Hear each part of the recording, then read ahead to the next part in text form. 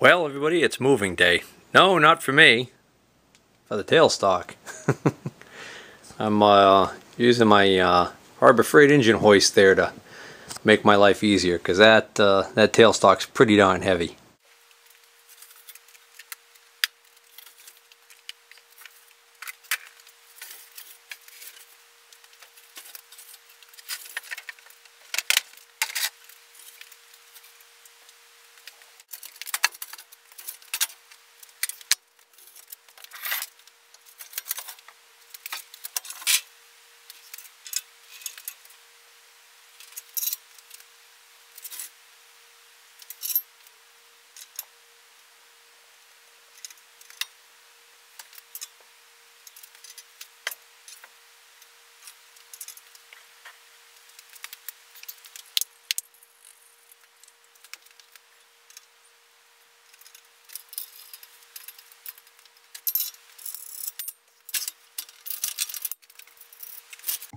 Alright, I got the tailstock loader into place. So, unlike the tailstock on the South Band and some of the other tailstocks I've seen where there's an opening in the casting here and there's a nut that you tighten on a stud to get the thing to tighten down, which invariably involves having a wrench that usually sits on that all the time so you don't misplace it. This one has this lever on the back here, and there's a camming action with the actual retaining piece underneath. So what happens is, I think once you get it pre-adjusted properly, the idea is you should be able to just flip this lever up, and there's a pin that sticks out here that stops the lever from going too far that way, and this is supposed to lock the tailstock. So the starters, right now I don't have it oriented correctly, so the first thing I'm going to do now that I know it's in position is let's see if I can't get this into position. There's like a bolt sticking up into the bottom, or a nut, I'm actually not sure which. Oh, okay, fully forward is released, so you actually can push it back to lock it down. So when I pushed it fully forward, it just dropped down a little bit more. Alright, I can't, it's kind of getting stuck in here, so the way I'm going to handle this is I'm going to slide this all the way back.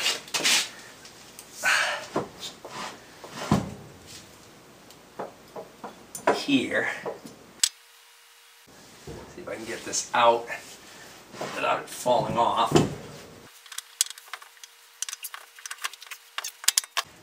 There we go, now it's in position. So, does it work? No, so I'm going to have to adjust this bolt or nut or whatever it is under here that I'm turning. Oh, that didn't take much.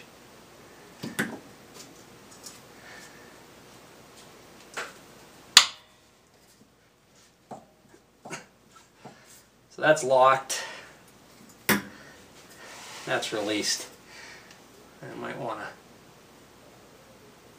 just a little bit more of a turn so that I don't have to push the lever all the way down to the bottom to lock it. There we go. And then pull it up like that, and it's released.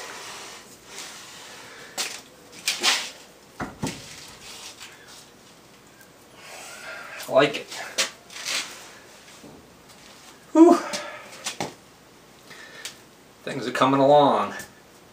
I think the next thing I'm going to have to do is go back to test driving that whole feed mechanism and seeing if oiling those gears solve that problem.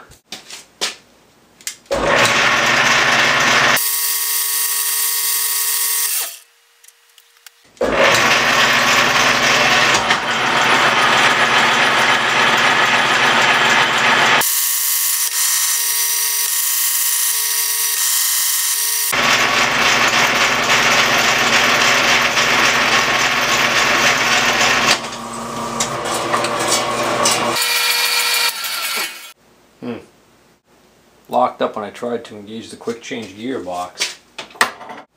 which made it throw the belt again.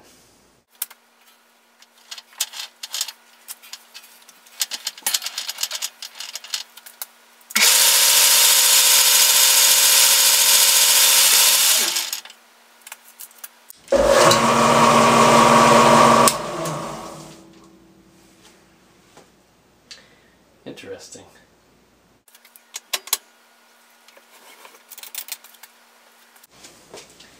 Let's try turning everything as slow as possible again, which would be 80 threads per inch. Just getting this gearbox back over to here.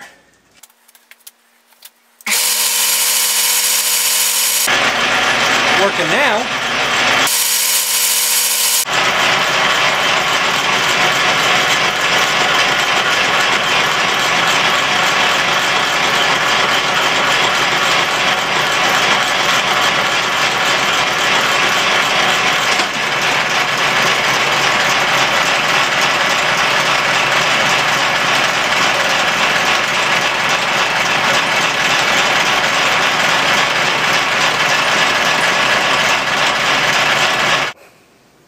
Something going on with the quick change gearbox. Let's try this in number 2. The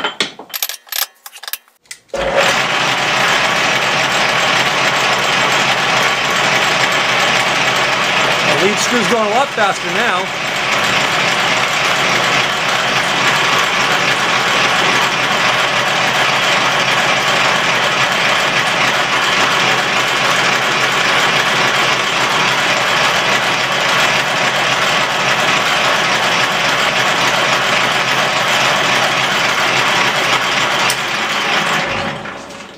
Try number 3.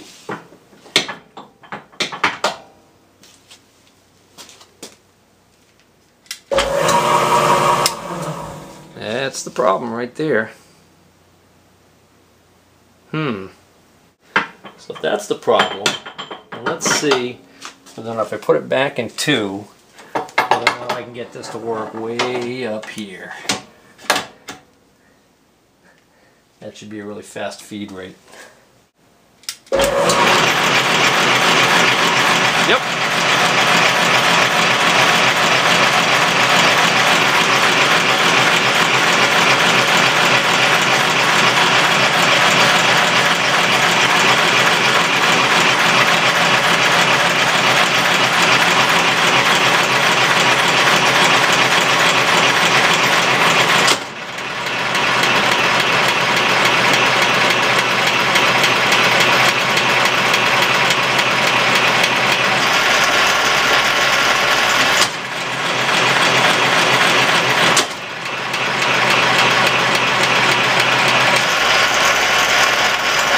Well, I sure don't like the sound of that shifting dog when it switches directions. It really slams in violently. I'm thinking maybe I need to shut the lathe off before I shift it.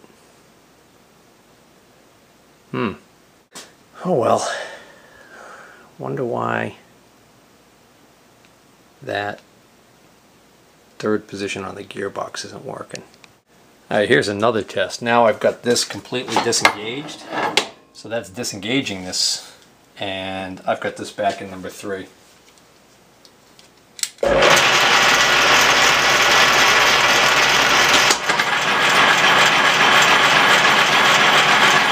That works.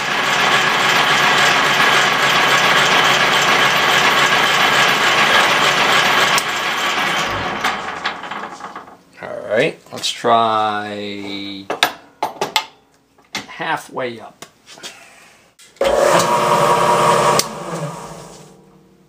Maybe it's just too much drag on the belt. Maybe the belt pinch is just too loose.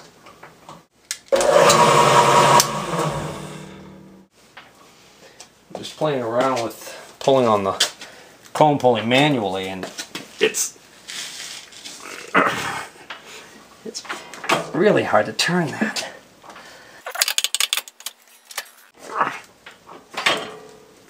Wow.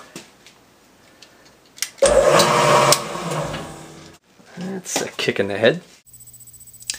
Hey everybody, it's Wednesday evening, November 15th, 2015, and I'm in the process of editing the video for the Vernon Lathe part number 52, and we got one video file that ended up getting corrupted, and so I just kind of wanted to put a little clip in here to kind of explain what is missing. Basically, I ended up running the lathe, figuring out that by tightening the belt a little bit more, the big flat leather belt, I was able to run the lathe at the max speed, and played around with the feed there and realized that it just seemed like it was going way too fast. And so I decided that what I needed to do was figure out A, what the max speed that this lathe should be running at is, and B, figure out exactly what speeds I have with this gearbox. So this next clip here is going to basically pick up where I started working on figuring out how fast this thing's going, and ended up being pretty surprising. Hey guys, I'm back down here messing with the Vernon lathe tonight, and I think I figured out what's going on here. Figured out why it seemed like this carriage was moving so fast. Figured out why that seemed to be slamming so violently into gear when I would engage it and disengage it. And I think the answer to the question is plain as the nose on my face, and I just didn't realize it. And I'm overspinning this lathe. I'm running it too fast. I made an assumption that because this unit was on here, that the design was that you would use these gear changes to shift this into various speeds from a low speed up to a high speed. And it didn't occur to me that maybe, yes, the design was to use this gearbox originally, but that it was also supposed to not be shifted into certain gears.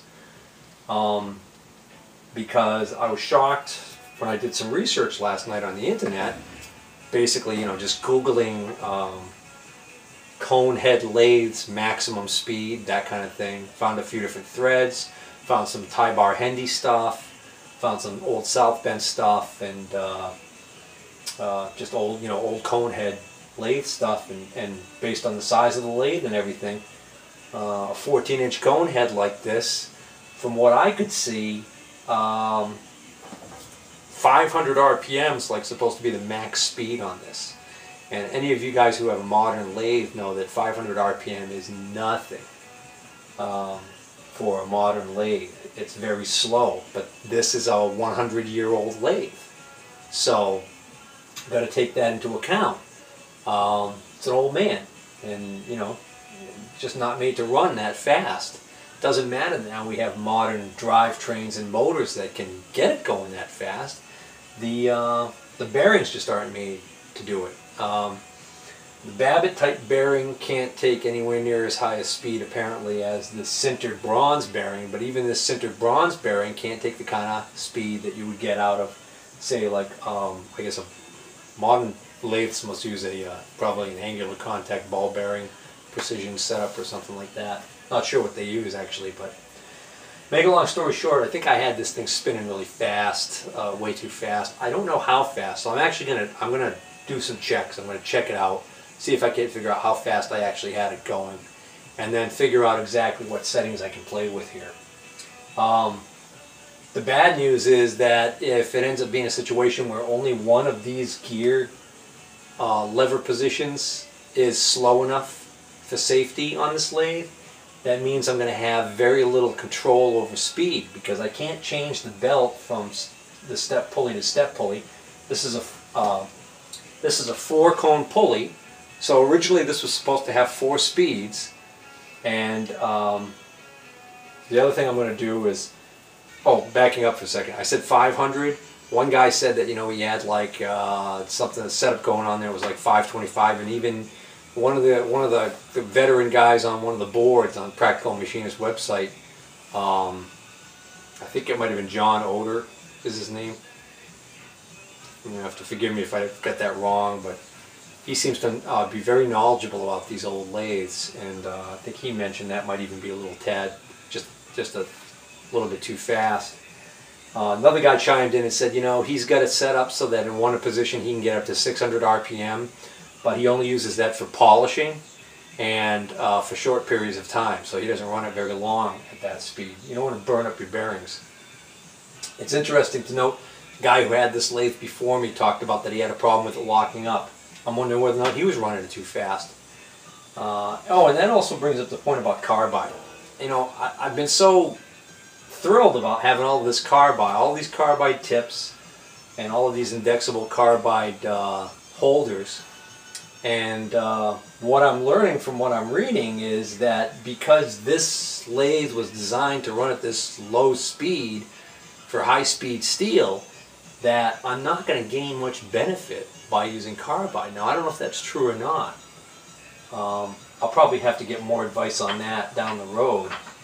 I mean, I hate to think that, but you know, one guy even went as far as to say even the quick change tool post was, you know, not that the extra rigidity you get with that wasn't really necessary, that the old lantern style tool post with high speed steel would be more than sufficient for this. But I don't know. I still think the quick change tool post is just a great, because you'd be able to switch, you know, switch cutting edges and do different things. So what I've got here is I've got my copy of How to Run a Lathe, Care and Operation of a Screw Cutting Lathe by John Joseph O'Brien and Miles William O'Brien. Now this is a book that was put out by South Bend.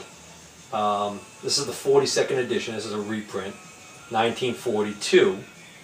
And there's a section in here that talks about speed on the lathe. It talks about what was expected to be the overhead line shaft RPM, and then of course that belt would drop down directly to the comb pulley. So, spindle speeds of lathes. The standard spindle speeds for various size of South Bend lathes are listed in the tabulations below. The columns under which the speeds are listed are numbered 1, 2, 3, and 4 to correspond with the numbers on the comb pulley steps in figure 34, page 22.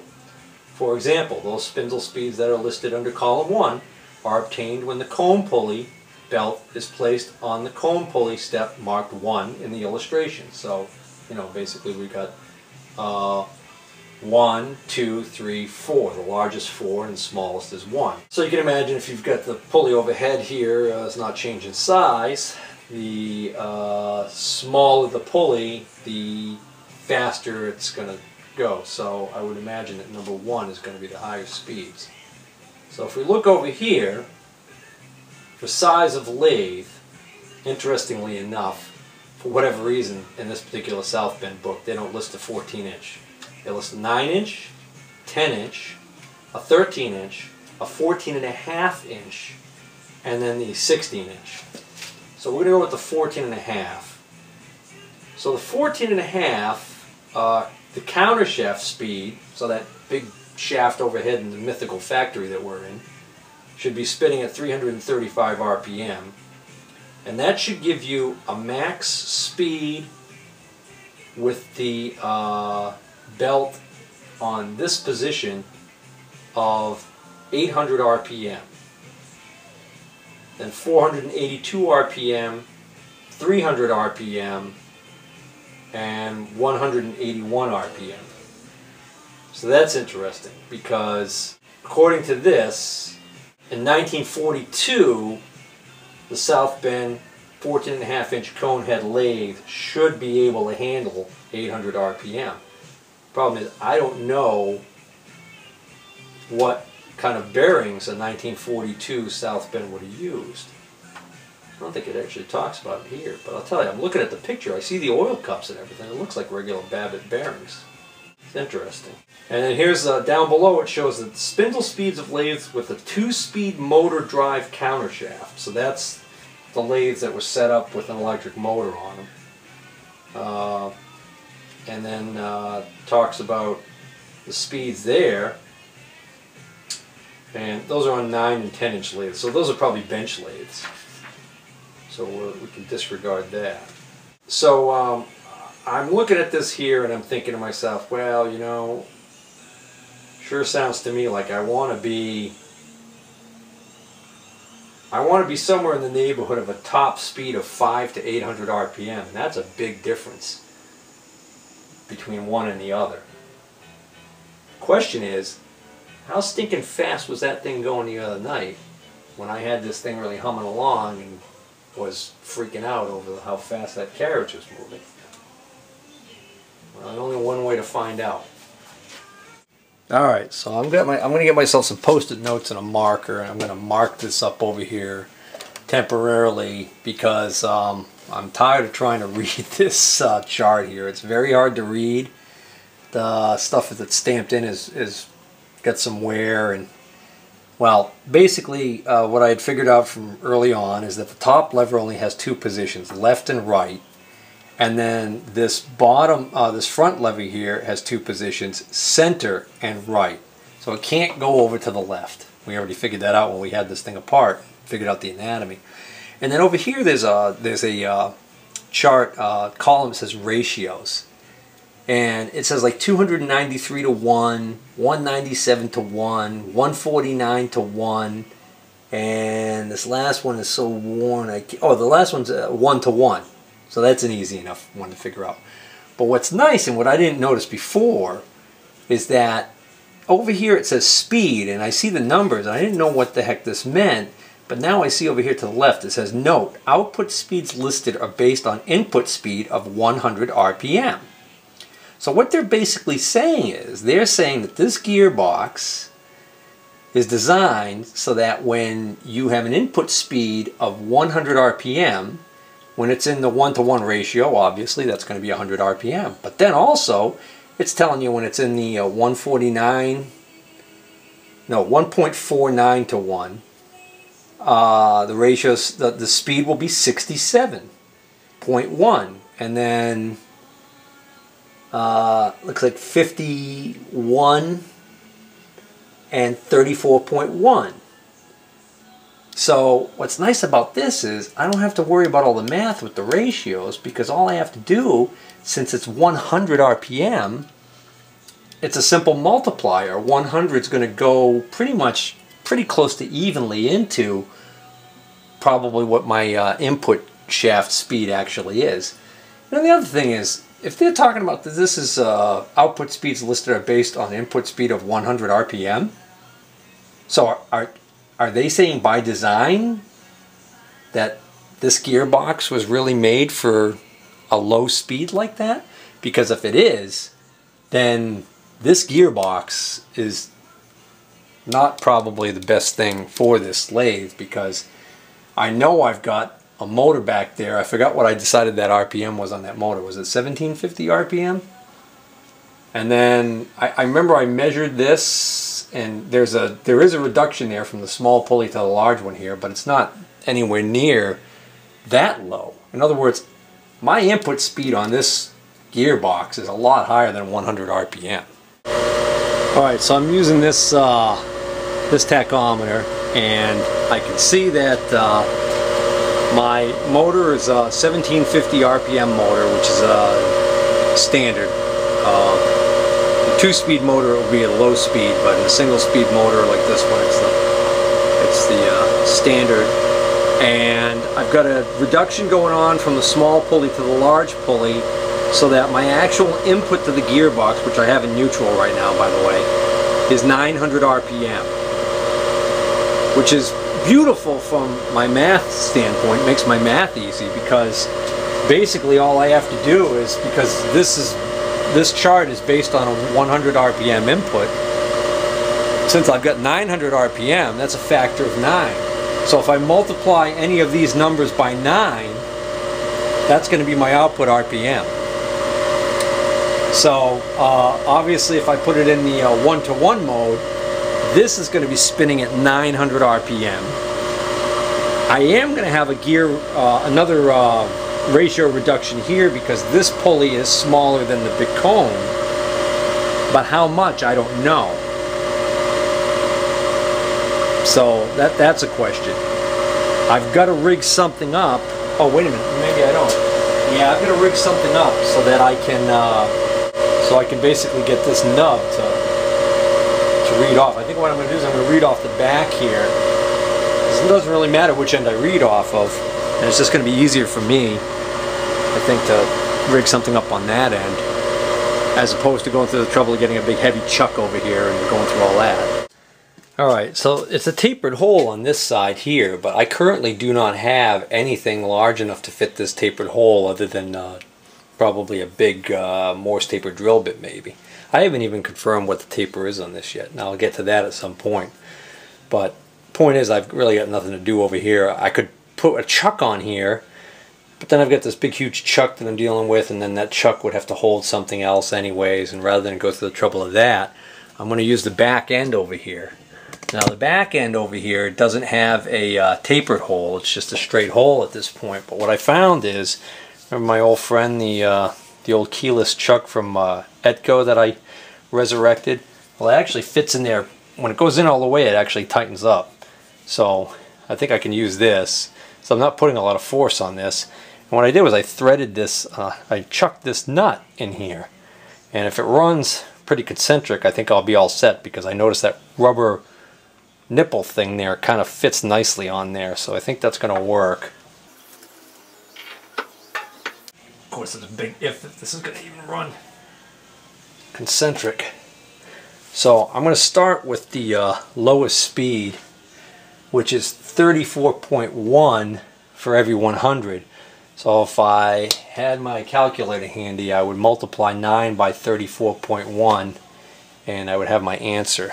I think I've got a calculator down here somewhere. Well, let's see. So the top lever is going to be over to the right, and the front lever needs to be in the center, which it is. So that's actually the lowest speed that I can attain with this setup without changing any pulley sizes. This is going to be the lowest speed I can attain at the spindle, unless of course I engage the back gear. So let's see what the lowest speed is.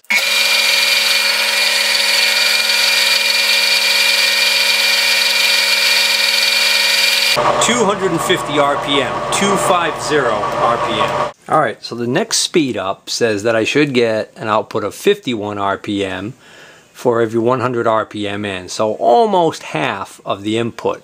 And I already determined that my input was 900, so I could take 51 and multiply it by 9, or easier would be just take half of the input, which is half of 900 is 450 RPM. So the second highest speed is already going to push us up to 450 RPM.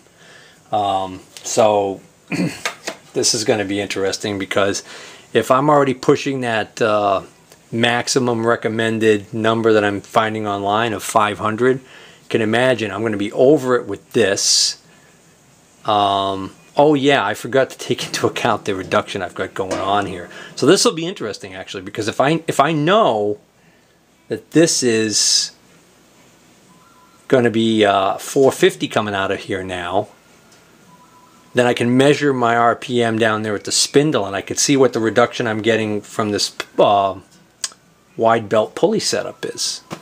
So to get to the 51, the top lever now goes over to the left.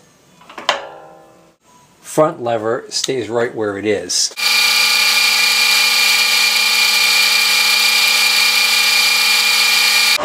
Interesting. Only 350 RPM. It only came up 100 RPM. It only came up 100 RPM. So 350. And I said that I should be getting a reduction of half of the 900 going in here.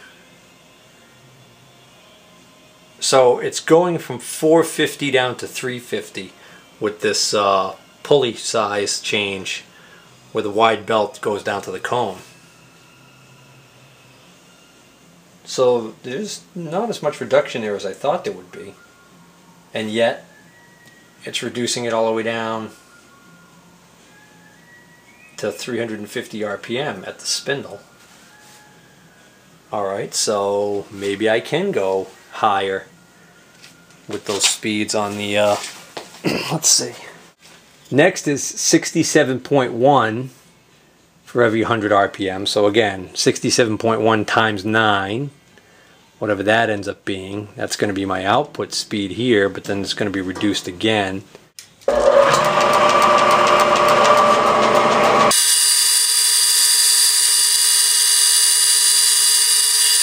That's not quite 450 right there.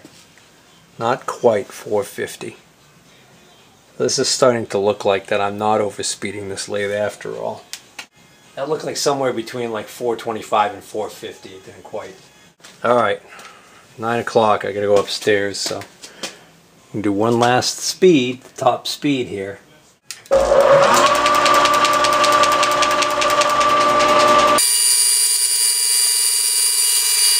Yeah, that made a big difference. That kicked it up over 600 RPM.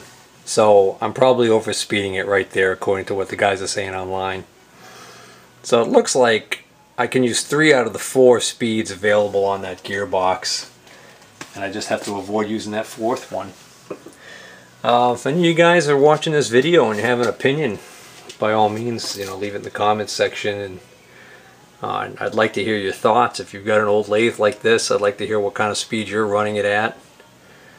What your thoughts are on the phosphorus bronze bearings. But I mean, to me, when I had this thing running at this speed the other night, the carriage just seemed like it was moving way too fast, and the whole drivetrain and everything was rocking and rolling, and this thing's an old man, so I really don't want to be abusing it. Alright, well, that's going to be all for tonight.